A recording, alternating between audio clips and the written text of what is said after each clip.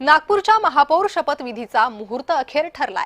भाजपच्या महिला महापौर 6 फेब्रुवारीला शपथ घेणार असल्याची माहिती सूत्रांनी दिली आहे। मुख्यमंत्री फडणवीसांच्या उपस्थितीत शपथविधी होणार आहे, तर मुख्यमंत्र्यांच्या होम ग्राउंड नागपूर या ठिकाणी 6 फेब्रुवारीला शपथविधी होणार असल्याची शक्यता आहे। सूत्रांनी महत्त्वाची माहिती दिलेली आहे, त्यामुळे नागपूरचा महापौर 6 फेब्रुवारी रोजी शपथ घेणार असल्याची सूत्रांची माहिती आहे। नागपूर महापौर निवडीचा मुहूर्त अखेर ठरलेला आहे।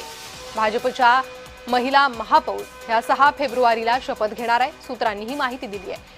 अधिक माहिती या संदर्भात घेऊयात आमचे प्रतिनिधी तेजस मोहतुरे यांच्याकडून। तेजस, काय अधिक माहिती समोर येते? नागपूरच्या महापौर पदाचा मुहूर्त अखेर ठरलाय।